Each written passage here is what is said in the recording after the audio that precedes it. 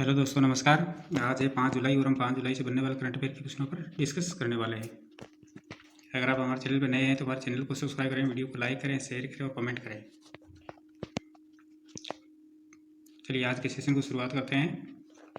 आज का पहला क्वेश्चन है कि हाल ही में भारत में शहरी स्थानीय निकाय अध्यक्षों का पहला राष्ट्रीय सम्मेलन कहाँ आयोजित किया गया।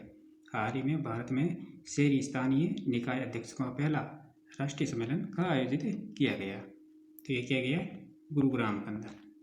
कहाँ किया गया? गुरुग्राम के अंदर। ऑप्शन नंबर 1 इसका राइट आंसर हो जाएगा। शहरी शासन और स्थानीय नेतृत्व को सशक्त बनाने की एक ऐतिहासिक पहल में लोकसभा अध्यक्ष ओम बिरला ने 3 जुलाई 2025 को गुरुग्राम के मानेसर में international centre for automotive technology में राज्यों और केंद्र शासित प्रदेशों के शहरी स्थानीय निकायों यानी यूएलबी के अध्यक्षों के पहले राष्ट्रीय सम्मेलन का उद्घाटन किया है। सम्मेलन की मुख्य विशेषता के बारे में बात करें तो इसका जो विषय है वो है संवैधानिक लोकतंत्र को मजबूत बनाना और राष्ट्र निर्माण में शहरी स्थानीय निकायों की भूमिका को निभाना है। नेक्स्ट क्वेश्चन है कि हाल ही में किस राज्य में भारत की पहली यूपीआई संचालित बैंक शाखा स्लाइस शुरू की। हाल ही में किस राज्य में भारत की पहली यूपीआई संचालित बैंक शाखा स्लाइस शुरू की गई है। तो ये की गई है बेंगलुरु के अंदर। कहाँ की गई है? बेंगलुरु के अंदर। ऑप्शन नंबर 4 इसका राइट आंसर हो जाएगा। Fintech company slice UPI credit card और यूपीआई संचालित भौतिक बैंक शाखा और एटीएम शुरू किया है, जो बेंगलुरु के कोरमंगला में नकदी को स्वीकार करता है।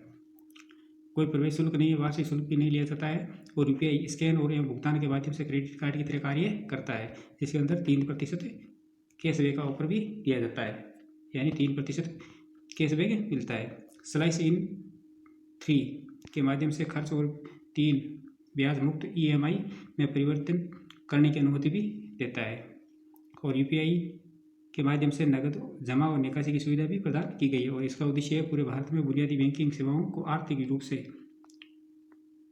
व्यवहार्य बनाना है। नेक्स्ट क्वेश्चन है कि हाल ही में मानसिक स्वास्थ्य पुरस्कार 2025 किसे प्रदान किया गया है। हाल ही में मानसिक स्वास्थ्य पुरस्कार 2025 किसे प्रदान किया गया है। तो ये किया गया है साइमा वाजिद को। किसको किया गया? साइमा वाजिद को। ऑप्शन नंबर 1 इसका राइट आंसर हो जाएगा। वीडियो को लाइक कर दीजिए जल्दी से। विश्व स्वास्थ्य संगठन दक्षिण पूर्वी एशिया की क्षेत्रीय निदेशक साइमा जावेद को मंगलवार को थाईलैंड में 24वें वार्षिक अंतर्राष्ट्रीय मानसिक स्वास्थ्य सम्मेलन में मानसिक स्वास्थ्य पुरस्कार 2025 से सम्मानित किया गया है। तो ये पुरस्कार थाईलैंड के सार्वजनिक स्वास्थ्य मंत्रालय के मानसिक स्वास्थ्य विभाग द्वारा जिट्टा बेजट सोमक्राओ फाउंडेशन और बैंकों के आइकॉन्सियम में सोमदेट चाओ प्रिया इंस्टीट्यूट ऑफ साइकियाट्री के सहयोग से आयोजित वार्षिक सम्मेलन के उद्घाटन दिवस पर प्रदान किया गया है।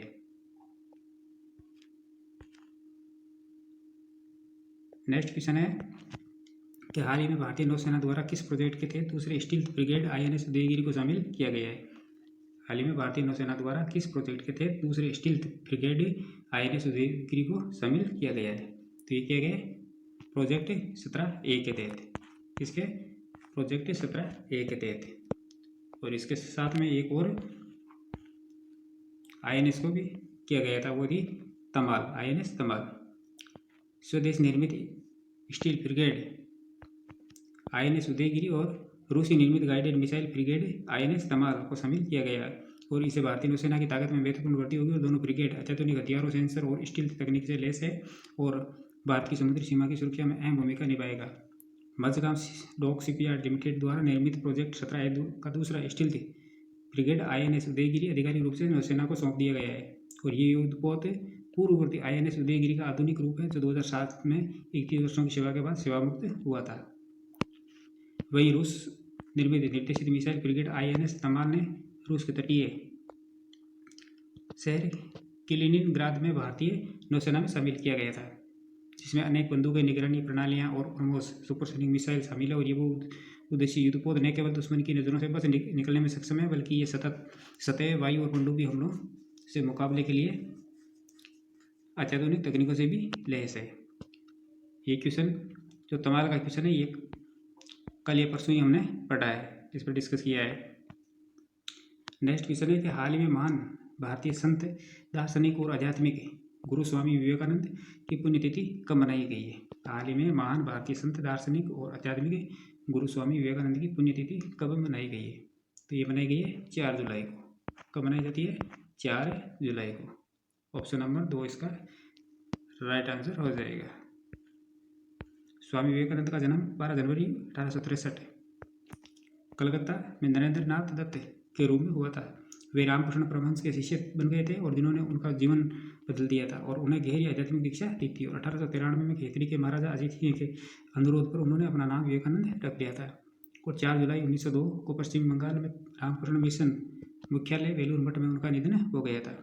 और स्वामी विवेकानंद का जो शिकागो का भाषण था वो 1893 के अंदर स्वामी विवेकानंद ने अमेरिका के शिकागो में सर्व धर्म संसद में एक शक्तिशाली भाषण दिया था। और उनके इस प्रसिद्ध शब्द अमेरिका के भाइयों और बहनों और भाइयों ने लाखों लोगों को प्रभावित किया और दुनिया को वेदांत और योग के दर्शन से परिचित भी कराया। और इस भाषण ने उन्हें दुनिया भर में एक सम्मानित आध्यात्मिक नेता बना दिया। और उन्होंने रामकृष्ण मिशन की स्थापना की थी, जो 1897 स्वामी विवेकानंद ने अपने गुरु रामकृष्ण परमहंस की शिक्षा को आगे बढ़ाने के लिए रामकृष्ण मिशन की शुरुआत की थी। और ये मिशन शिक्षा, स्वास्थ्य, आपदा राहत और आध्यात्मिक मार्गदर्शन के क्षेत्र में अग्रणी रहा।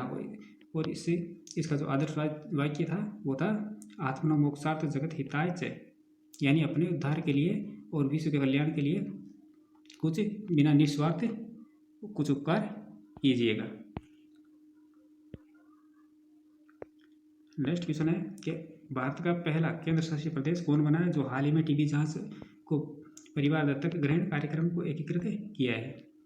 भारत का पहला केंद्र शासित प्रदेश कौन बना है जो हाल ही में टीबी जांच को परिवार दत्तक ग्रहण कार्यक्रम को एकीकृत किया है?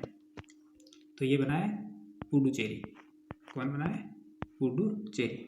ऑप्शन नंबर 2 इसका राइट आंसर हो जाएगा। पुडुचेरी ने क्षय रोग यानी टीबी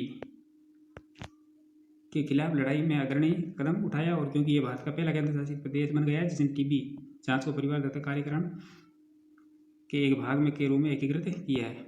बात करें परिवार दत्तक कार्यक्रम क्या है, तो ये परिवार दत्तक ग्रहण कार्यक्रम राष्ट्रीय चिकित्सा आयोग के द्वारा संचालित की गई एक पहल है और जिसके तहत मेडिकल छात्र अपने सामुदायिक आउटरीच के भाग के रूप में 3 में से 5 परिवारों को गोद लेते हैं और 3 वर्षों की अवधि में उनका अनुसरण करते हैं। पुडुचेरी इस कार्यक्रम में स्वास्थ्य केंद्रित मोड़ लिया और जब छात्र किसी परिवार को गोद लेते हैं तो वे नियमित स्वास्थ्य निगरानी के तहत परिवार के सभी सदस्यों की तपेदी के लिए जांच करते हैं।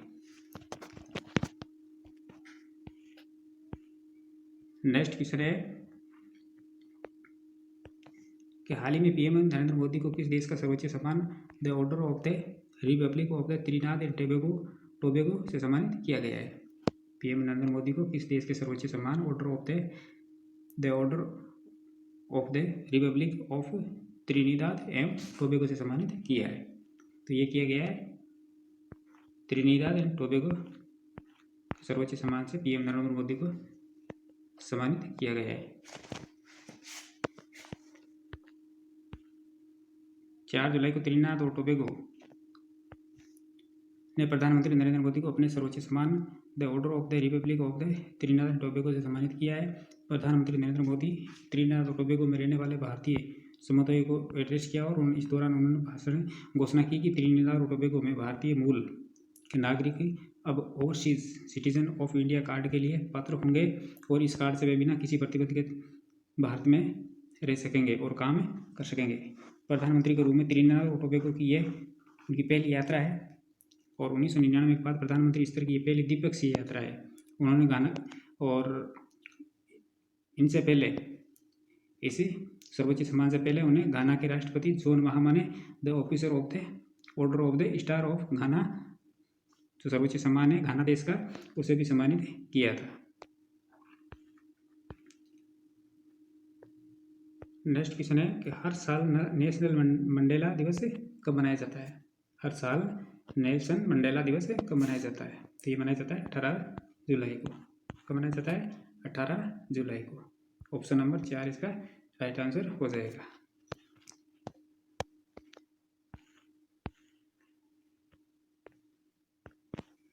नेल्सन मंडेला, जिसे अंतर्राष्ट्रीय नेल्सन मंडेला दिवस भी कहा जाता है, और यह हर साल 18 जुलाई को मनाया जाता है। और यह दिन दक्षिण अफ्रीका के पूर्व राष्ट्रपति और रंगभेद विरोधी कार्यकर्ता नेल्सन मंडेला के जन्मदिन के उपलक्ष्य में मनाया जाता है। यह दिन नेल्सन मंडेला के मूल्यों जैसे न्याय, समानता और मानव अधिकारों के प्रति समर्पण को याद करने और उनके सम्मान में मनाया जाता है। इस दिन क्या किया जाता है, तो नेल्सन मंडेला के दिवस पर लोग 67 मिनट का समय निकालकर सामुदायिक सेवा में योगदान करते हैं, जो कि मंडेला के 67 वर्षों के सार्वजनिक जीवन का प्रतीक है। और इस दिन लोगों को प्रेरित करता है कि वे अपने समुदाय में सकारात्मक बदलाव लाने के लिए सक्रिय भूमिकाएं निभाएं। वीडियो को लाइक करने के अंदर आलस न करें।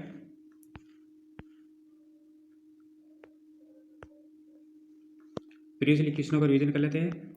एरी सिल्क चेन्नई राज्य से संबंधित है, जिसे हाल ही में जीआई टैग दिया गया है। और हाल ही में भारत का पहला स्वदेशी फोटोनिक रडार डीआरडीओ ने विकसित किया है। और हाल ही में विश्व स्वास्थ्य संगठन द्वारा मलेरिया मुक्त प्रमाणित होने वाला अमेजन क्षेत्र का पहला देश सूरीनाम बना है। और हाल ही में केंद्र सरकार ने केंद्र शासित प्रदेश जम्मू कश्मीर में एक व्यापार स्थापित करेगा। इंदौर ने भारत की पहली QR कोड आधारित डिजिटल हाउस प्रणाली शुरू की है। और हाल ही में दूरसंचार संचार कंपनी जियो दुनिया का सबसे बड़ा फिक्स्ड वायरलेस एक्सेस प्रदाता बन गई है। और हाल ही में पीएम नरेंद्र मोदी को घाना देश का सर्वोच्च सम्मान officer of the order of the star of घाना से सम्मानित किया है। और हाल ही में केंद्रीय मंत्री CR पाटिल ने भारत का पहला एकीकृत बाढ़ पूर्वानुमान प्लेटफॉर्म सीप्लूड लॉन्च किया है। तो दोस्तों, ये थी हमारी आज की क्लास। ऐसे ही महत्वपूर्ण प्रश्नों के साथ कल फिर मिलेंगे। तब तक के लिए धन्यवाद।